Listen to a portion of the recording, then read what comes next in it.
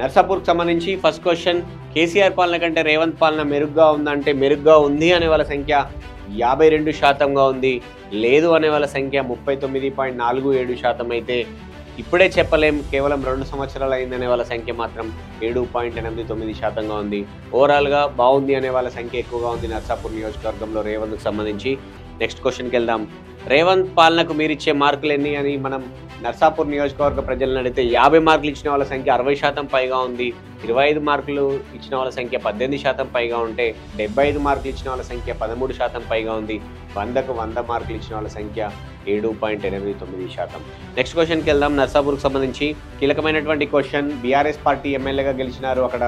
So మీ MLA పనితీరు మెరుగ్గా ఉందా అని మనం నియోజకవర్గ నర్సాపూర్ ప్రజలను అడిగితే నర్సాపూర్ ప్రజలు చెప్తుంది బాగుంది అనే వాళ్ళ సంఖ్య 28.94%, బాగోలేదు అనే వాళ్ళ సంఖ్య 31.57%, మెరుగుపరుచుకోవాలనే వాళ్ళ సంఖ్య దాదాపు 39%. సునీతా లక్ష్మారెడ్డి గతంలో కాంగ్రెస్లో ఉన్నారు, గతంలో కాంగ్రెస్లో మంత్రిగా కూడా పనిచేశారు. ఆ తర్వాత మారిన పరిస్థితుల నేపథ్యంలో బీఆర్ఎస్కి వెళ్ళారు. బీఆర్ఎస్ పార్టీ టికెట్ ఇచ్చింది, బీఆర్ఎస్ నుంచి గెలిచారు. సో ఆమె పనితీరు పట్ల ప్రజలు కొంత అసంతృప్తిగా ఉన్నట్టుగా కనపడుతోంది నియోజకవర్గంలో.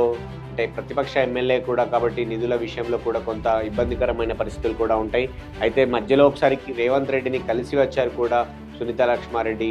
అయితే నియోజకవర్గ అభివృద్ధి కోసం మాత్రమే కలిసాను తప్ప మిగతా విషయం ఏదీ లేదు, రాజకీయం లేదు అని ఆవిడ అప్పుడు చెప్పారు.